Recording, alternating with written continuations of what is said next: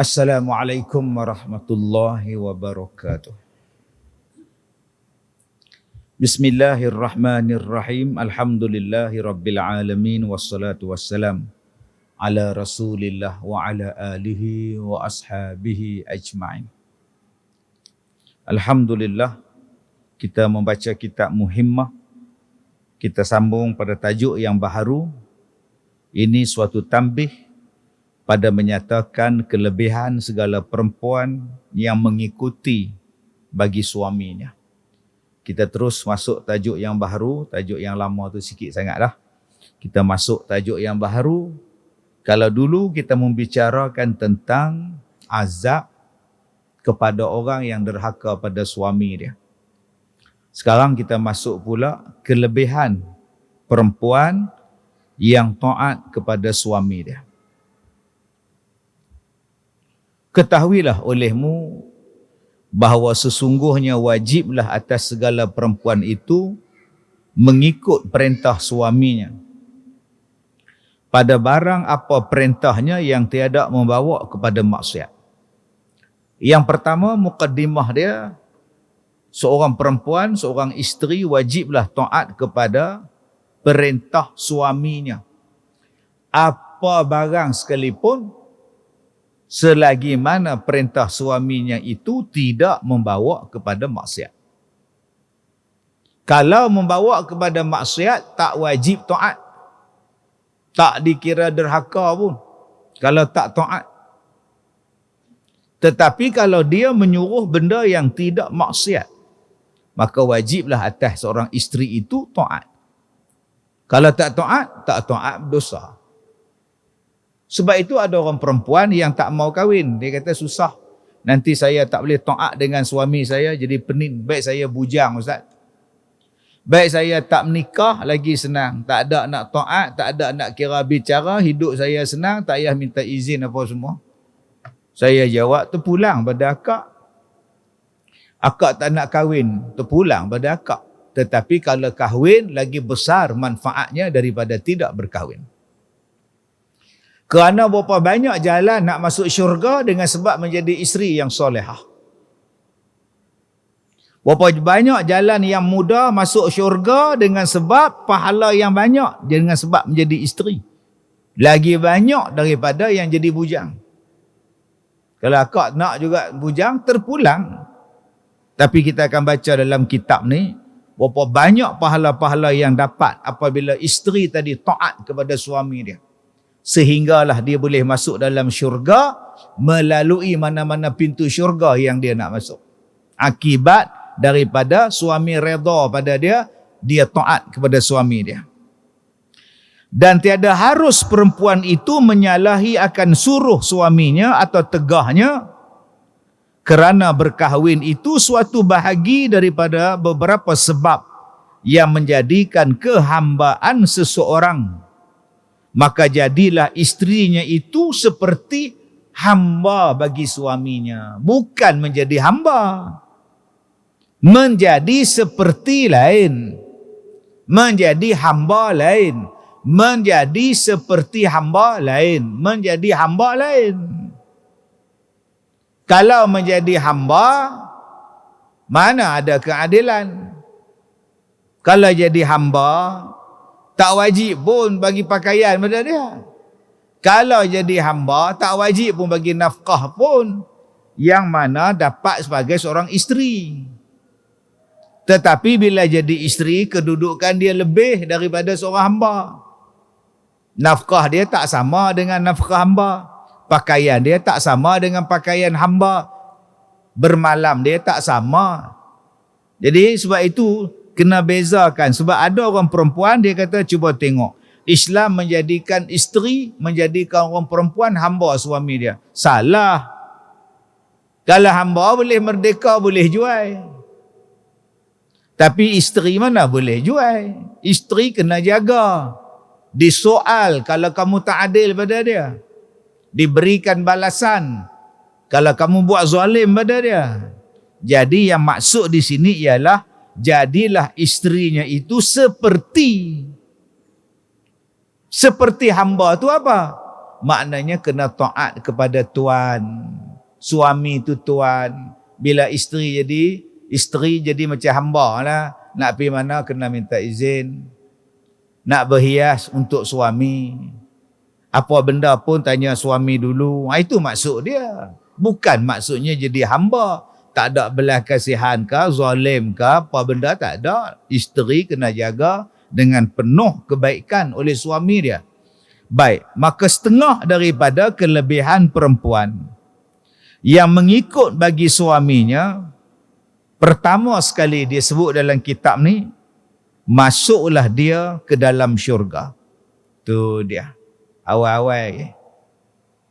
Awal-awal perempuan masuk syurga jika dia taat pada suami dia. Yang ni yang jarang dibicarakan. Yang dibicarakan orang perempuan ni jadi hamba. Yang selalu disebut orang perempuan ni kelas kedua. Yang selalu dibicarakan dalam masyarakat, orang perempuan ni seolah-olah jadi kuli. Orang perempuan ni hanya jadi menteri buruh, melahirkan anak saja. Orang perempuan ni hanya orang dapur saja. Orang perempuan ni tak ada hak. Macam-macam dia konden Islam. Padahal Islam lah yang mengangkat martabat perempuan.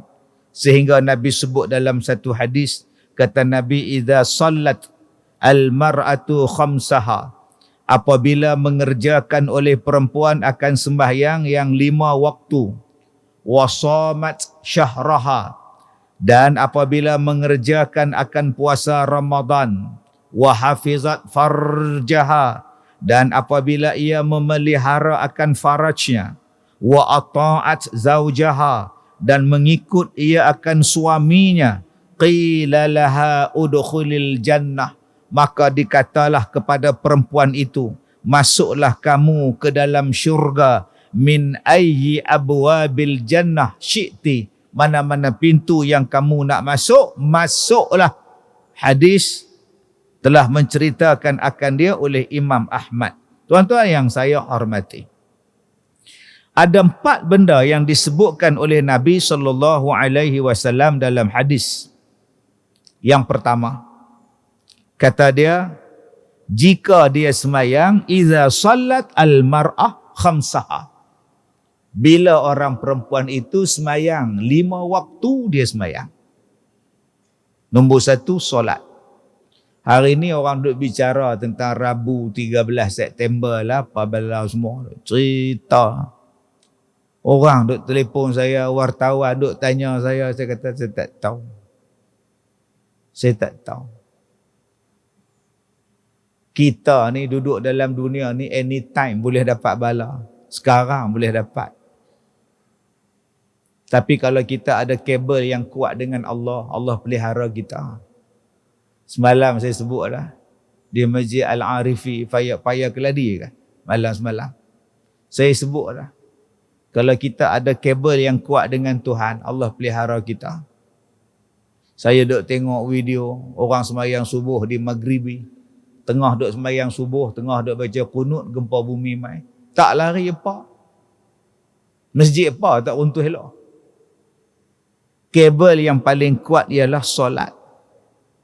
Cuma orang Islam ni sentiasa berjaga-jaga. Sebab di akhir zaman ni tuan-tuan, macam-macam benda dia boleh berlaku. Dajjal, dia boleh mengubah cuaca. Dajjal boleh menghantar bom api. Dajjal boleh hantar banjir, kemarau, semua dia boleh buat. Allah izinkan pada dia. Jadi kita sebagai orang Islam nak takut kepada Dajjal? Tak takut. Kalau kita ada iman, kalau kita kuat iman kita, akidah kita, insya-Allah. Satu lagi ialah solat. Cuba tuan-tuan tengok dalam peristiwa hijrah Nabi SAW. Yang datang nak bunuh Nabi ni bukan seorang. Satu Mekah tu dia hantar semua pegawai-pegawai. Ambil komando-komando dia hak paling hebat, pergi kepung rumah Rasulullah. Dia kepung rumah Rasulullah tu dengan pagar betih. Bukan dengan pagar batang pisang, bukan dengan pagar dawai kawat, pagar betih. Maksudnya apa? Dengan kaki orang duk keliling. Kita panggil pagar betis. Keliling rumah Nabi tu dengan betis orang. Nak lari mana? Kalau pagar kayu, pagar grill, hang boleh lompat. Ni orang. Hang lompat belah sini, ku rodok belah sana. Ada Nabi gelabah. Nabi tak gelabah. Nabi kata dekat Sayyidina Ali, tinggal hang sini, ganti tempat aku. Ganti apa ya Rasulullah? Gantikan di tempat tidur aku. Aku dengan Abu Bakar nak hijrah. Keluar dia. Bila keluar, tu yang kita duk baca waja'alna apa semua. Sampailah tuan-tuan duduk di dalam gua, sampailah ke Madinah. Apa kekuatan Rasulullah yang macam tu punya hebat? Semayang ni sampai bengkak kaki. Apa kekuatan dia?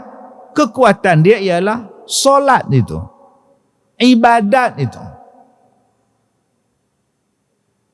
Sebab ada orang kata, Ustaz, dia memang tak semayang. Kawan saya tu memang tak semayang, tapi hati dia baik. Ada yang kata, Ustaz, kawan saya tu memang tak tutup aurat, tapi hati dia baik. Kawan saya tu memang, Ustaz, dia perangai dia macam tu, tapi hati dia baik, Ustaz. Dia ikhlas, dia jujur.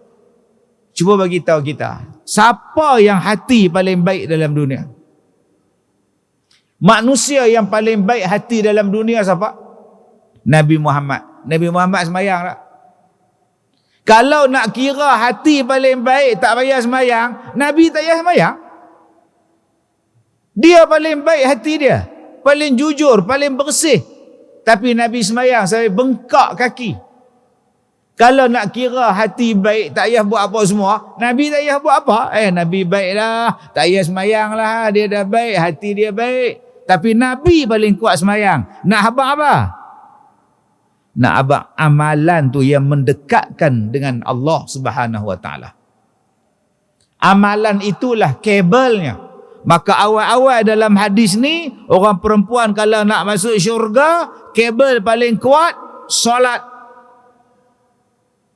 Solat, jaga semayang. Akak-akak tak payah susah hati kalau orang fitnah akak. Semayang tu jaga akak. Akak-akak tak payah susah hati. Kalau akak sakit, semayang tu menyembuhkan akak. Sebab tu Allah Ta'ala kata, minta sesuatu dengan solat. Wasta'inu bisabri wassalah. Minta pertolongan dengan Allah dengan jalan sabar, dengan jalan solat. Jadi apa yang berlaku? Semayang dulu. Semayang dulu. Nombor 2. Kata Nabi SAW, wasamat syahraha. Nombor 2, jaga puasa. Yang ni tak payah habang lah. Isteri kita paling teruk puasa. Balik kerja, dia masak. Tidur lambat, bangkit awal, dia sahur. Dia kemas rumah, dia basuh pinggan, dia pergi pasar Ramadan, dia jaga anak, dia mengandung, dia menyusu. Kena pula mak kita duduk sekali, dia jaga mak, dia masak. Suami order, Milo ais. Lagi seminit nak bang, Milo ais. Kena pak mertua pula tak larat, holik pula kan. Isteri ni punya teruk puasa, pergi bangun buat holik. Patutlah Allah Ta'ala kata, orang perempuan ni boleh masuk syurga. Nombor 3, wa hafizat farjaha. Menjaga farajnya. Jangan berzina.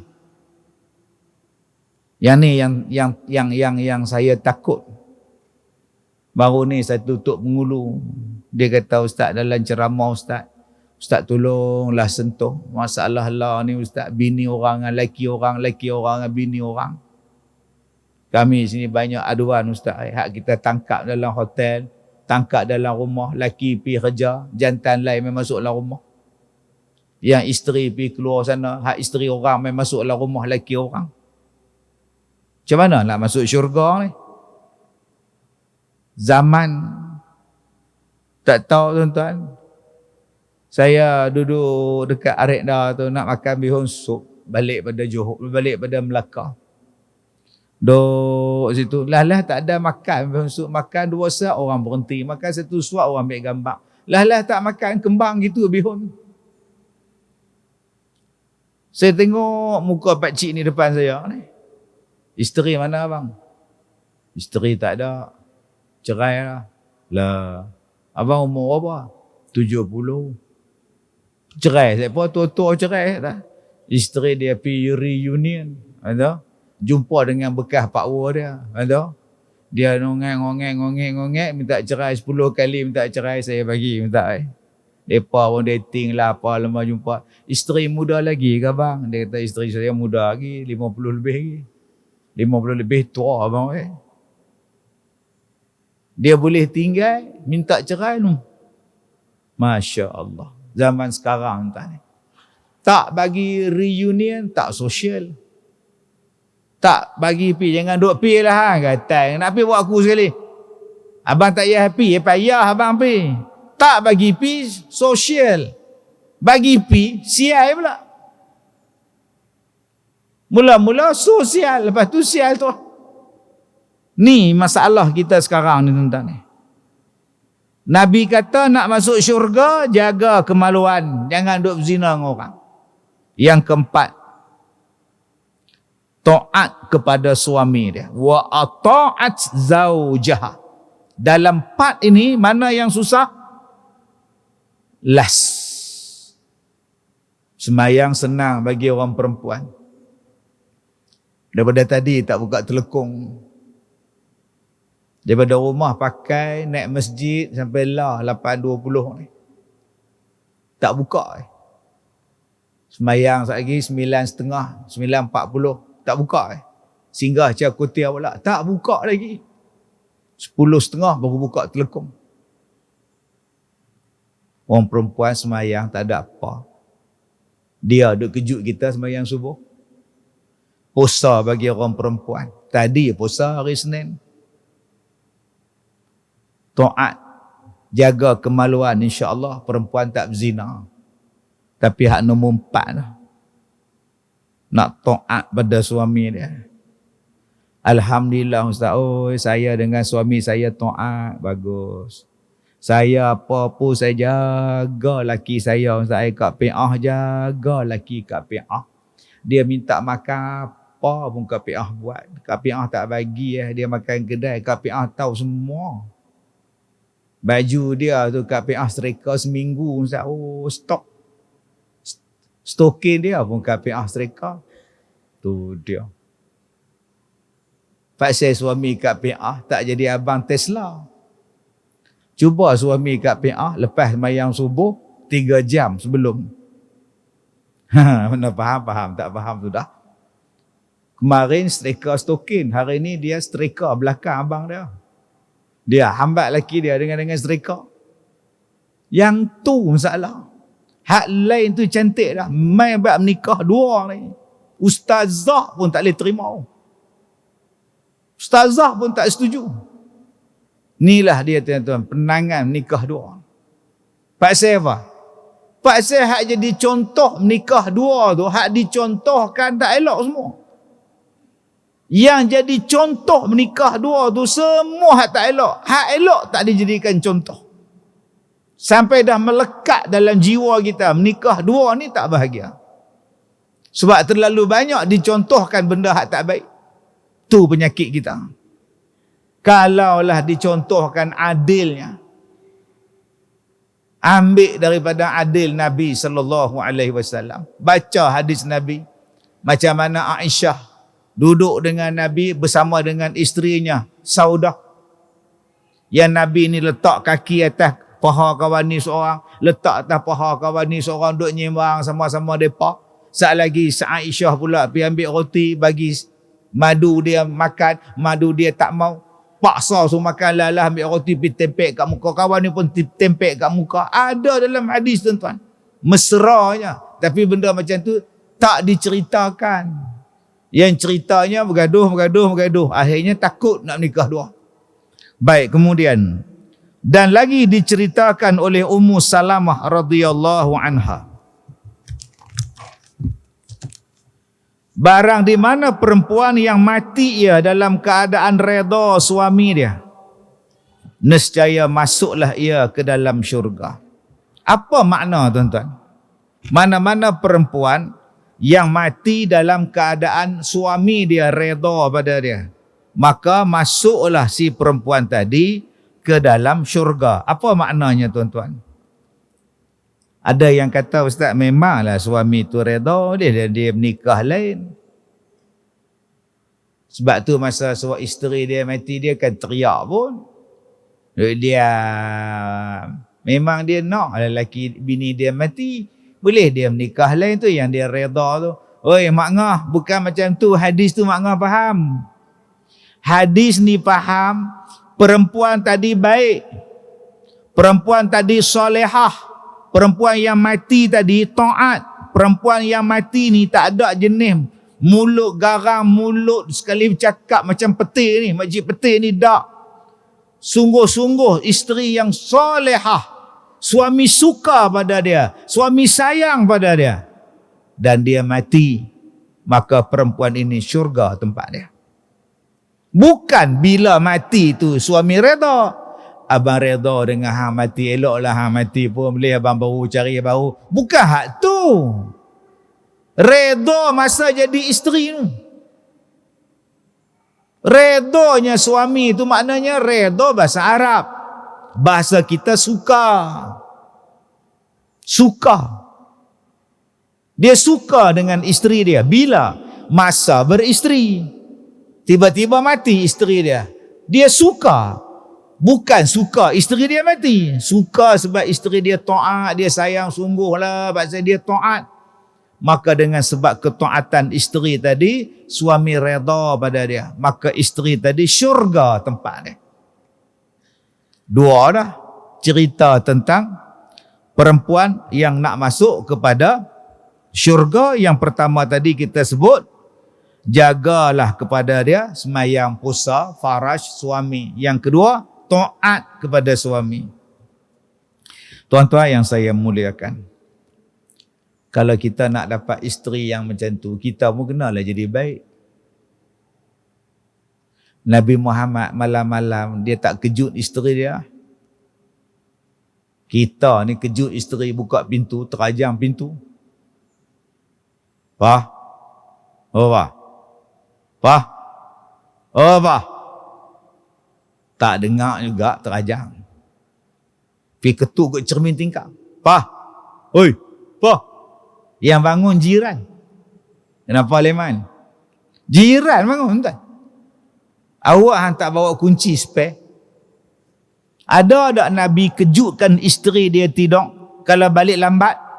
Nabi tidur depan pintu tau. Macam tu Nabi tidur depan pintu. Isteri Nabi Aisyah bangun, tengok suami tak ada, buka pintu, cari Rasulullah, tengok Rasulullah duduk depan pintu. Allah tuan-tuan, kita kalau tak buka pintu ke terajang, pecah pintu tu, besok repair lain tak apa. Tiba-tiba kita nak suruh isteri kita taat pada kita. Jauh daripada perbuatan Nabi. Nabi Muhammad panggil Siti Aisyah dengan apa? Ya Aish. Ya Aish. Dia panggil dengan panggilan yang menggembirakan. Ya Aish. Ya Uwaish. Ya Humaira. Panggilan tu menggembirakan. Nabi adalah orang yang jujur dan panggilan dia adalah jujur yang menyeronokkan isteri dia. Humaira, perempuan yang pipi dia merah. Humaira. Kita pun jujur dengan isteri kita, tapi jujur menyakitkan. Oi bam, Kak Bam, Bam, nampak tak? Konon-kononnya manja. Hai Bam. Nak sebut tembam. Isteri sakit hati tak? Sakit. Isteri tu mengandung, bulat, panggil mak buyung. Pi kat mak buyung. Dia jadi buyung tu pasal abang duk siram air dalam dia. Boleh tak panggil panggilan yang lebih baik daripada mak buyung? Di pejabat, kawan-kawan panggil mak buyung. Duk di sekolah, cikgu besar panggil dia mak buyung. Balik rumah, laki dia pun panggil mak buyung. Betul tak macam buyung? Memanglah betul, tapi panggilan tu menyakitkan hati isteri awak. Kenapa awak tak jadi macam Rasulullah, memanggil panggilan yang menggembirakan dia? Dan Nabi SAW bersabda, sebaik-baik laki-laki daripada umatku itu yang terlebih baik, iaitu mereka yang lebih baik bagi segala perempuan mereka itu. Khairukum li ahlihi. Sebaik-baik laki-laki itu siapa? Yang terlebih baik bagi segala perempuan. Masya Allah. Hari ni kita nak tunjuk kita baik je nak. Saya nak tunjuk saya baik ke piah. Ke piah. Pasal setengah orang kata kepiah ni lambang baik. Ada. Tapi berapa banyak hak kepiah ni dia pakai sebab dia nak mengaburi orang lain. Dia masak nasi kelepot buh wine, pakai kepiah, orang kata halal. Dia nak kutip derma, pakai kepiah, pi rumah orang minta derma. Padahal bukan Islam, mengucap pun tak. Tapi nak berlakon kata Islam, pakai kepiah. Saya pergi ke Oxford.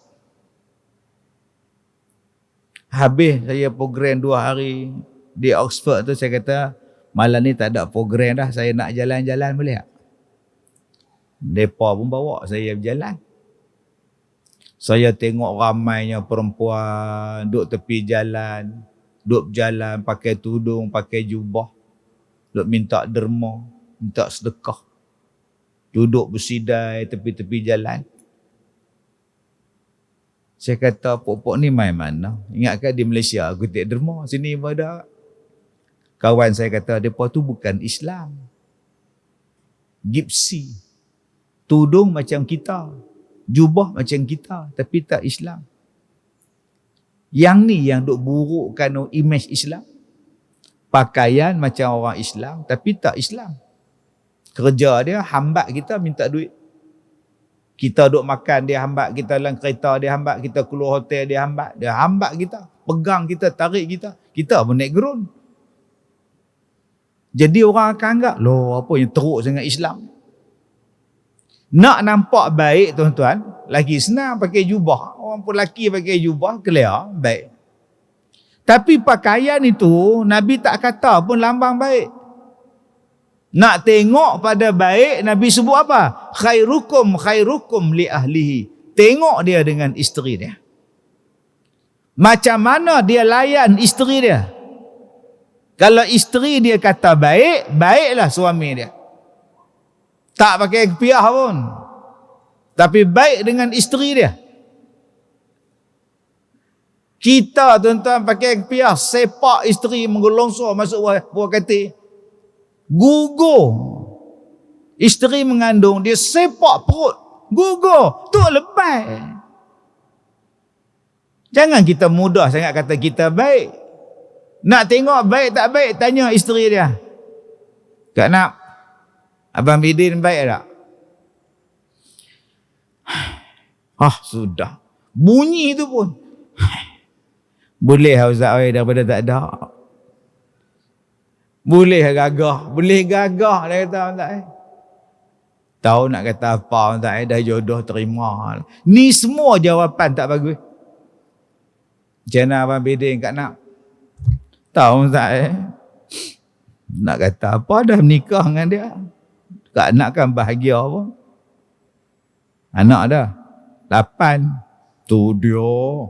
Tak bahagia pun 8 tau. Mau bahagia 18. Jadi abang-abang, balik sekali lagi tanya ke isteri, Mah bahagia dengan abang? Mah seronok nikah dengan abang. Tanya. Mak mertua, pak mertua tanya menantu. Sabaria, macam mana laki hang dengan hang layan hang elok? Kalau tak elok, bapa nak ajar dia. Tanya menantu, Din, macam mana dengan isteri hang layan dia elok? Kalau dia tak layan, aku nak nasihat hang. Aku nak nasihat anak. Kita sebagai mak bapak tak lepas. Didik anak kita jadi orang baik, didik menantu kita jadi orang baik. Berapa banyak yang lepas-lepas menikah, anak dia menantu bawa ambil PKL, tak tanya apa dah. Sembahyang tak? Makan cukup tak? Puasa tak? Baca Quran tak? Tak lepas gitu tak. Jadi akak-akak nak tengok suami yang bagus ialah suami yang baik dengan akak. Maka akak-akak janganlah sia-siakan suami macam itu. Nafkah cukup, tak pernah angkat tangan, kaki yang patah lagi, tengking pun tak pernah, jerekah pun tak pernah. Diam aja. Akak-akak beletih pun suami akak diam aja. Kena jerit kuat sikit baru menjawab, pekak rupa dia. Langsung tak menjawab, diamlah. Akak-akak tak jumpa lah lelaki macam ni. Kalau dia mati kau nafkah cukup, makan cukup, nak apa pun dia buat. Tiba-tiba akak-akak sia-siakan dia. Akak tinggikan suara pada dia. Dia panggil tidur tak nak. Dia ajak balik kampung tak mau. Dia suruh masak tak mau. Kita marah dia balik, silap beli barang, marah balik, malukan dia. Mana nak cari macam hak Nabi kata ni? Dan kata Nabi, dan sebaik-baik perempuan daripada umatku itu yang terlebih baik bagi mereka itu akan suami mereka. Dan perempuan yang paling baik ialah perempuan yang taat kepada suami dia. Abang-abang, kalau kita dapat isteri macam ni, jaga elok-elok. Ini perhiasan dunia. Yang Nabi sebut dalam hadis lebih bagus daripada segala perhiasan dalam dunia. Al-mar'atu salihah. Kalau dapat isteri macam ni, subhanallah, masya Allah, tabarakallah, bahagia abang-abang. Nabi kata ada beberapa benda yang membahagiakan. Pertama, isteri salihah. Kedua, kenderaan yang bagus. Yang ketiga, rumah yang luas. Siapa yang dapat tiga ni, seolah-olah dia dapat dunia. Satu, isteri yang salihah. Dua, kenderaan yang bagus. Tiga, rumah yang luas. Dapat tiga benda ni, bahagia dah.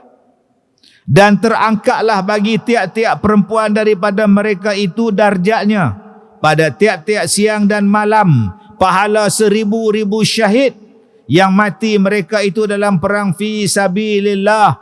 Hal keadaannya itu kerana mereka sabar kerana Allah Subhanahu wa taala. 1000 tu apa tuan? Balik kaji tengok. 1000 kali 1000 tu apa? Pahala orang yang mati syahid boleh dapat pada perempuan yang taat kepada suami dia. Allahu Akbar. Tak payah nak duduk susah hatilah macam mana ustaz, minan nabiyyin was-siddiqin wasyuhada was-salihin. Macam mana saya nak dapat pahala syuhada ustaz? Oi, akak jadi isteri yang taat, dah dapat pahala syuhada. Nanti di hari kiamat duduk dengan para syahid. Sebab tu saya kata tadi, akak berkahwin lagi senang, lagi bagus daripada tak berkahwin. Pergi kahwin, macam-macam pahala boleh dapat. Dan sabda Nabi sallallahu alaihi wasallam, bermula perempuan yang soleh terlebih baik daripada lelaki yang soleh. Kenapa ustaz? Hang tanya abang saya apa? Perempuan semayang, saya semayang. Saya soleh, mereka solehah. Pasal apa mereka lebih pada saya? Apa ada dalam perut abang? Perut apa ada pula? Ada usus, ada perut. Tadi petang makan durian, ada durian. Cuba tengok dalam perut isteri abang. Dia mengandung 9 bulan. Anak abang berapa? 6 orang. 6 tahun mengandung. 9 bulan, 9 bulan, 9 bulan, lebih kurang 6 tahun, lebih kurang lah. Setahun tu duduk bawa perut. Dia semayang. Daripada ringan, wahnan ala wahnin. Daripada ringan jadi susah, jadi berat atas berat. Dia tetap semayang. Abang tak pernah mengandung. Abang nak kata, abang lebih bagus daripada dia. Abang tahu tak orang perempuan bila main segugut, tegak tak boleh, berdiri tak boleh, duduk sakit, tidur sakit, ambil Panadol telan sepapan, lagi sakit. Minum air hangat, telan minyak tu, buh minyak ni, senggugut. Tapi bila abang balik kerja, dia merangkak pergi masak. Laki aku lapar, tapi dia senggugut. Tadi hari Sabtu lepas, ada satu mak bawa anak dia Sabtu lepas 17 bas melawat saya. Melawat sekolah saya, 17 buah bas, 2 van. Macam-macam orang tanya petua. Saya ni jawab petua. Sebab tu saya, masa saya sakit dulu, saya seronok kan. Bukan seronok sebab saya sakit. Seronok sebab banyak benda saya dapat lepas saya sakit, waktu saya sakit. Antaranya ialah petua. Petua orang hanyut, petua orang tenggelam, tak jumpa. Petua hilang budak. Satu datang mak-mak ni, dia kata, Ustaz, anak saya ni senggugut. Ustaz boleh tak bagi petua dia, Ustaz? Nikah tak, bagi nikah lega. InsyaAllah. Makcik tu kata pula, kau menikah pun tak lega. Kalau gitu, ambil air janggut suami, ambil air hangat, rendam, bagi dia minum. InsyaAllah. Suami kau tak ada air janggut, tak boleh kata apa. Carilah janggut. Ni hebat janggut ni. Petua dah. Betul tak?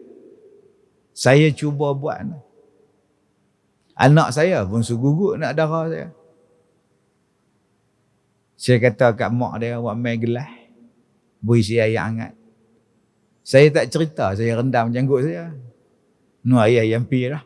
Minum lega. Lama lepas tu baru mak dia habaq, tu ayah janggut ayah hang. Lah kalau segugut dia diam. Dia tak mau minum janggut, dia kata, janggut ayah. Ayah shampoo janggut ayah, main-main tadi. Allah tuan-tuan, subhanallah, masya-Allah. Tu petua. Jangan kata pula hadis tak ada, tak? Memang tuan. Saya kata petua. Macam-macam petua, tuan-tuan. Ada hak saya buat, saya cuba. Saya nak cerita apa? Senggugut. 8 hari, 4 hari, 3 hari, Allah, sakit duk dia. Tapi pejabat pi. Kerja buat. Sak-sak salin, lepas senggugut tu keluar. Allah, sak-sak masuk jamban, tukang. Pernah tak kita rasa senggugut? Tak pernah. Duk diam-diam. Tu pun hang nak kata, hang petikai mereka lebih daripada kita. Yang hak dalam hadis sebut, mana-mana perempuan yang sakit haid dia, menghapuskan dosa dia. Kita tak ada haid, bila nak hapus dosa? Anak dara kita sampai isteri kita main haid, Allah hapus dosa mereka. Tiba-tiba kita kata kita lebih daripada mereka. Oh, dok lah. Sebab tu akak-akak jangan duduk kecil hati. Main haid tak boleh masuk masjid, main haid tak boleh semayang. Sabar, Allah nak naik darjat, Allah nak hapus dosa dengan haid kita. Ada tuan-tuan yang mau main isteri dia, buat main ayak. Ustaz tolong jampi. Nah, isteri saya, haid dia 15 hari. Lah. Ada? Ustaz tolong jampi bagi pendek sikit. Astaghfirullahaladzim. Kita tanya awaknya 15 hari awaknya. Lama tunggu lama. Dah masa bertunang hari tu hang tak tanya ke haid berapa hari? Boleh tak tanya ustaz? Kita tak tanyalah mak kita lah. Ni makcik nak tanyalah cek main bulan berapa hari? 15 makcik. 15. Tak apa, kan salam. Lah hang dah terima dia sebagai isteri, dia 15 ke dia 14 kena terima lah, nak kata apa? Dah ustaz boleh doa bagi pendek ustaz? Tak apa, tunggu dia umur 50 tu. Tiap-tiap hari dia bersih, hang sabar lah ustaz. Allahu Akbar, subhanallah. Baik. Kita nak kata kita lebih daripada mereka tang mana tuan-tuan? Mereka dengan tidur tak cukup, duk bela anak menyusu. Mana ada lena cukup? Waktu mengandung boleh lena, waktu beranak kecil tak boleh lena dah. Tengah malam bangkit, tengah malam menyusu, tengah malam tukar lampin. Kita agak-agak anak teriak, kita duduk kat luar, tidur depan TV. Biar mak dia mengadap. Kita duduk depan TV pun anak kita duduk teriak lagi pukul 3. Apa lagi? Tu cara tu. Dia ambil anak dia hak 3 bulan tu, dia pergi kat depan jam. Hang tengok ada pukul berapa ni? Tu hak keluar dalam gambar ni. Dia ambil anak dia tu, pisau kat jam, hantar dah pukul berapa, duk teriak. Manalah budak tu tahu bengong weh. La ilaha illallah. Ada tak isteri buat lagu tu? Tak ada. Besok pergi kerja. Tidak tak cukup. Sebab tu Nabi kata, perempuan yang soleh lebih baik daripada laki-laki yang soleh. Cuma mereka tak boleh jadi imam. Tak boleh nak jadi wali. Jangan kita nampak pula Kak Nak ni baik sungguh lah. Anak 14 orang. Duk jaga anak solehah sungguh lah. Menjadi imam kami Kak Nak. Itu sah lah. Yang tu hukum.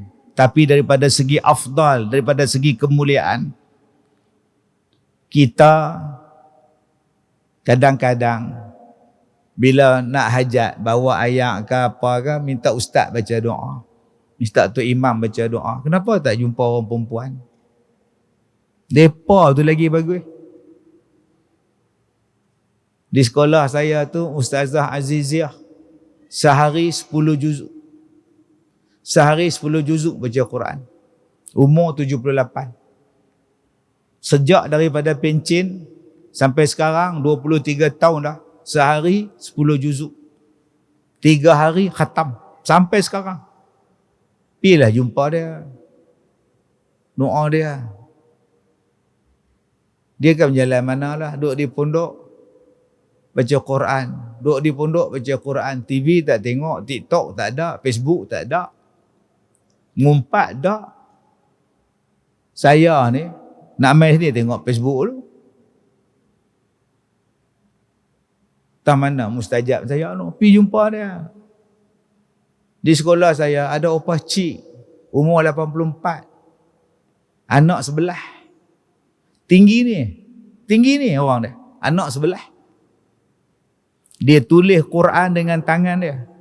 30 juzuk dia tulis. Dan dia baca pakai Quran tu. Puasa tiap-tiap hari.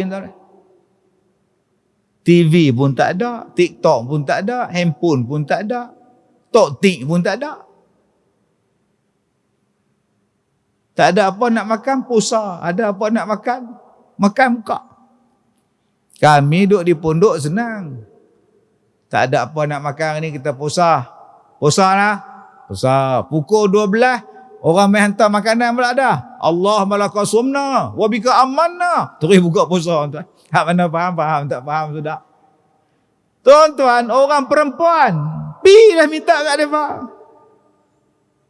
Sikit kepala lah, doktor pun tak tahu sikit kepala terbelah mana, terpa masalah apa jampi dan sikit, tepuk-tepuk sikit upah minta kat dia.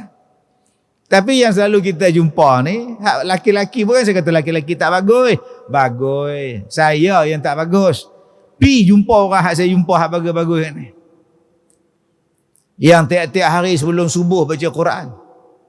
Setengah jam sebelum subuh baca Quran. Lepas subuh baca Quran sampai naik matahari. Ni dia nama soleh. Solehah. Pi minta. Setengah daripada kita soleh. Lepas subuh tidur. Lena. Pukul 9 baru jaga. Jadi biur Ustaz. Baik. Dan telah mengeluarkan oleh Imam Ahmad dan Imam Muslim dalam satu hadis Nabi SAW, Nabi kata apa? Bermula dunia itu sekaliannya adalah kesukaan. Dan sebaik-baik kesukaan itu ialah perempuan yang soleh. Ad-dunya ummata'. Ad-dunya mata'un. Dunia itu ialah kesukaan. Wa khairu mata'id dunya al-mar'atus salihah. Dan sebaik-baik perhiasan, sebaik-baik kesukaan ialah perempuan yang soleh. Hadis ini diriwayatkan oleh Imam Muslim dalam kitabnya. Kata Nabi, bermula dunia ini, ad-dunya mata'. Dunia ni sonok. Sonok tuan-tuan. Tengok orang berebut bola pun sonok. Kita ni tengok orang berebut bola pun seronok. Seri pun seronok lah. Kalah tak seronok. Tengok orang bercakap pun seronok. Aku seronok tengok dia bercakap. Tu kata dunia. Tambah-tambah pula menang pilihan raya. Lagi seronok. Seronok saja. Pergi supermarket seronok. Tengok lampu kedai Tom Yam pun seronok. Meriah lah. Tengok lampu lit lap pun seronok. Tengok di langit ada bintang. Tengok di laut ada mutiara. Tengok di gunung ada hijauan. Tengok di sawah bendang ada ketenangan. Tengok pada binatang ada kehebatan Allah. Semuanya keseronokan. Tetapi kata Nabi, dalam banyak-banyak keseronokan tadi, yang tak boleh lawan ialah al-mar'atus solehah. Perempuan yang solehah. Macam mana yang dikatakan perempuan yang solehah? Macam mana yang dikatakan sebagai perempuan yang solehah? Ini dia. Tuan-tuan yang saya muliakan. Hari ini orang menggambarkan perempuan itu sebagai suatu tarikan. Nak letak bagi laku barang, iklan perempuan. Nak bagi laku filem, letak perempuan. Nak letak bagi seronok konsert, boh perempuan. Perempuan tu pula lagi seksi, lagi orang suka, lagi ketat, lagi bagus. Lagi menjolok mata, lagi bagus. Dia nak ubah yang Nabi sebut. Perempuan yang solehah, sebaik-baik perhiasan. Maka ditonjolkan ke mana-mana pun sekarang, ialah keseksian. Yang ditonjolkan ialah kulit yang gebu, rambut yang ikal, badan yang ramping. Maka menjadilah igawan orang perempuan. Tak suka gemuk, takut gemuk. Maka sanggup berhabis-habis untuk nampak cantik. Ada yang betulkan hidung, ada yang betulkan dagu, ada yang buang yang lebih-lebih, yang kendor-kendor. Ada yang naikkan kening, ada yang tegangkan kulit. Sebab dia kata cantik, tapi dia tak buat yang Nabi sebut. Yang paling cantik ialah yang soleh. Jom kita didik isteri kita jadi perempuan solehah. Didik anak-anak kita jadi perempuan solehah. Dan akak-akak pun bentuk diri akak-akak jadi solehah. Okey Ustaz. Solehah tu apa Ustaz? Tuan-tuan, nak tengok definisi, nak tengok makna yang paling tepat, yang terbit daripada Nabi SAW. Bila kita tanya, ni apa makna dia? Nabi kata apa? Yang Nabi kata itulah yang tepat. Penilaian daripada Rasul, apa khabar daripada Rasul, itulah yang terbaik. Telah mengeluarkan oleh Ibnu Majah daripada Abi Umamah. Kata dia apa? Tiada memberi faedah oleh orang yang mukmin, kemudian daripada takut bagi Allah akan kebajikan baginya, daripada isteri yang solehah. Mastafadal mu'min ba'da taqwallahi khairan lahu min zaujatin salihatin. Itu hadis. Apa kata Nabi? Kata Nabi, ma istafadal mu'min, tidak memberi faedah kepada orang beriman. Selepas daripada ba'da taqwallahi khaira, selepas daripada bertakwa kepada Allah, lahu min zaujatin salihatin, melainkan diberikan kepada dia kebajikan daripadanya mendapat isteri yang solehah. Nombor satu, apa dia benda yang paling besar sekali nikmat dalam dunia ni, yang benda lain tak ada faedah dah? Takwa. Benda lain tak boleh lawan takwa. Siapa yang dapat takwa, Masya Allah. Siapa yang dapat jadikan diri dia bertakwa, Subhanallah, Masya Allah. Apa dia takwa? Kita bincang dah. Selalu takwa. Bincang dah takwa. Kenapa kamu tak makan babi? Allah haram. Kenapa kamu tak ambil riba? Allah haramkan. Itu jawapan dia. Allah haramkan, Allah haramkan, Allah haramkan. Tak ada benda lain lah.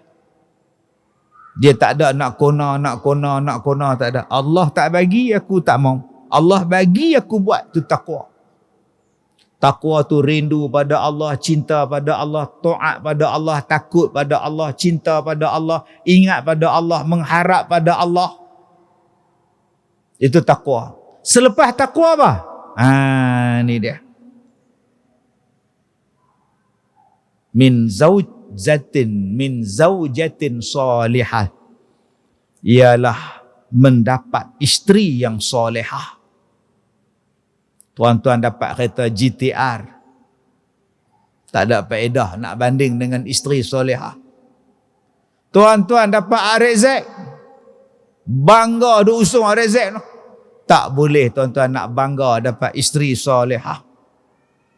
Tuan-tuan nak bangga dapat isteri ratu cantik Nigeria, tak boleh nak bangga dengan dapat isteri yang solehah. Sebab apa? Sebab dia kata, pertama, maka menyuruh oleh suaminya akan dia, niscaya mengikut perempuan itu akan dia. Apa dia solehah? Tadi saya sebut. Tengok apa kata Nabi makna solehah. Solehah makna dia amraha ata'athu. Nombor satu. Apa ciri perempuan soleh? Bila kamu perintah, dia taat. Bila suami perintah, isteri taat. Walaupun benda tu kecil. Ni udang. Kamu masak lemak kuning nanti balik kerja, abang makan. Baik abang. Siap. Siap. Balik suami dia, masak merah, masak cili. Mana dia masak lemak? Abang, kurangkanlah kolesterol. Dia. Awak tu kan kolesterol. Kan abang teringin nak makan masak lemak. Itu pun jaga. Berapa ramai, bukan setakat tak masak, bukan setakat tak masak kuning, masak pun tidak. Tu nak kata solehah. Bayangkan tuan-tuan dalam bab-bab yang lain punya taat pada suami dia. Maka ciri perempuan yang pertama yang solehah, taat kepada suami dia. Tak bantah. Berapa ramai yang fail? Fail. Bukan setakat fail, dia file kan pula. Fail satu, file satu. File kan pencemaran, perceraian, tuntut penceraian. Kenapa kamu minta cerai? Suami saya kahwin lain. Saya tak setuju. Bukankah suami awak mampu? Itu kata dia. Saya tak sanggup berkongsi. Full stop. Wah. Tiba-tiba doa, ya Allah, masukkanlah aku dalam syurga, ya Allah. Sekarang ni tuan-tuan, yang mana tak setuju menikah dua, direct dia balun. Live dalam TV, live dalam radio, live dalam TikTok. Bukan setakat dia kutuk lelaki dia kutuk perempuan. Dia kutuk hukum. Tak adil dan sebagainya. Jauh daripada soleh. Dua. Dan jika memandang ia kepadanya, nescaya menyukakan ia akan suaminya. Wa in nazara ilaiha sarrathu. Ciri yang kedua, isteri solehah. Bila suami tengok dia, suami rasa gembira. Dengan cantiknya, dengan solehnya, dengan pakaian yang cantik, senyumannya, seri muka dia, walaupun beruban, kadang rambut macam puaka ni rapi, tak apa, dah uban nak kata apa, laki hang pun beruban, tapi bubuhlah minyak, sikat, botocang, dah lah rambut tu merebang, putih pula, buka-buka pintu pukul 12 malam, nak masuk tak masuk, nak masuk tak masuk laki ni. Lah bini aku kan siapa? Jaga badan tu. Balik buka sejarah Khadijah waktu mati umur berapa? Tapi rupa parah dia macam mana? Balik kita buka tentang isteri-isteri Nabi SAW. Bagaimana mereka mencari jalan menyukakan Rasulullah. Dengan pakaian mereka, dengan masakan mereka, dengan rupa parah mereka, dengan wangian mereka. Jadi akak-akak kalau nak jadi solehah, jaga benda ni. Dan abang-abang pun kalau nak isteri abang-abang solehah, nombor 2, pilah beli kat mereka. Baju tak nak beli, minyak wangi tak nak beli, pergi curi hak masjid punya, hak duk dah tu. Ada 20 botol tu. Dia buat-buat apa-apa, ngap satu bola pukit balik.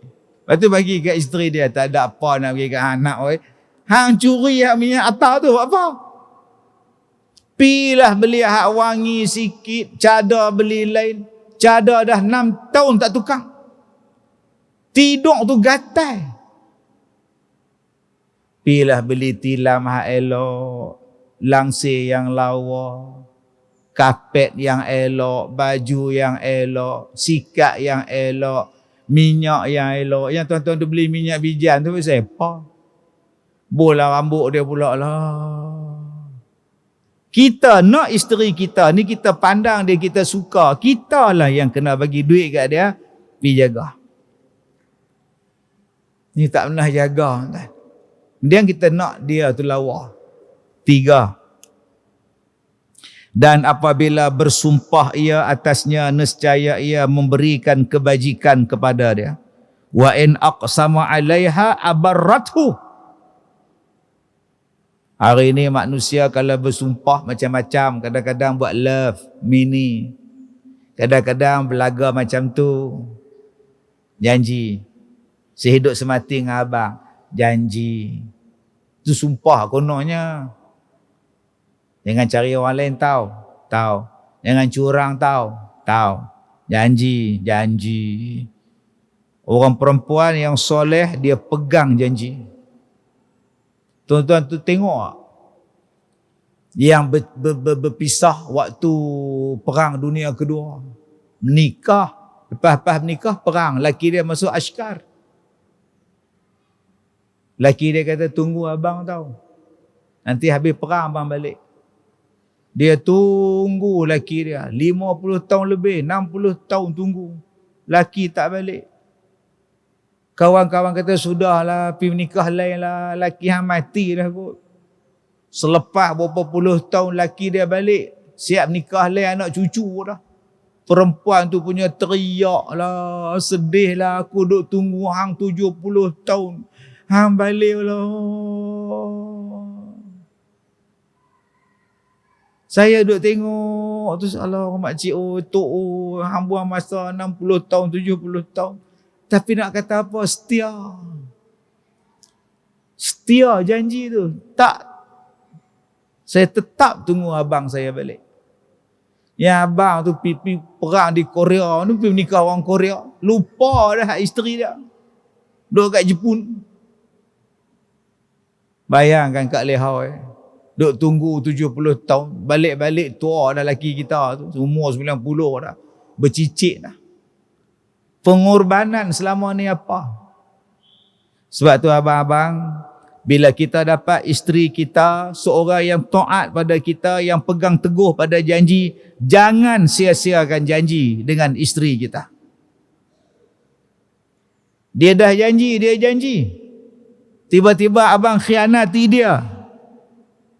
Abanglah yang jahat, bukan isteri yang jahat. Abang janji, hang seorang je isteri abang sampai bila-bila. Dah. Yang duk janji tu siapa? Tiba-tiba gatai nak nikah lain. Tak mengamuk hamba Allah tu. Pegang. Tapi kalau ada jodoh, nak kata apa? Ada tapi tu yang masalah tu.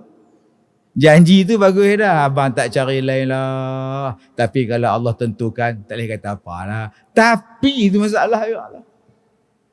Dan yang terakhir, yang dikatakan isteri solehah tu apa? Dan jika gaib suami daripadanya, nescaya memeliharakan ia daripada dirinya dan harta suaminya. Wa in ghaba anha nasahathu fi nafsiha wa malihi. Bila suami tak ada, dia jaga diri dia dan dia jaga harta suami dia. Inilah 4 ciri wanita solehah. Bila disuruh taat, bila dipandang menggembirakan suami, bila berjanji dia pegang pada janji, bila suami tak ada dia jaga diri dan dia jaga harta suami dia. Tuan-tuan, kalau tuan-tuan dapat yang 2 ni, nombor 1 takwa, nombor 1 dapat isteri solehah, tak ada lagi benda lain yang lebih baik dalam dunia melainkan 2 perkara ini. 1 takwa dan 1 lagi isteri yang solehah. Jom kita bentuk diri kita jadi orang bertakwa dan kita didik isteri kita menjadi isteri solehah. Mudah-mudahan kita beroleh syurga. Wabillahi taufiq wal hidayah. Assalamualaikum warahmatullahi wabarakatuh.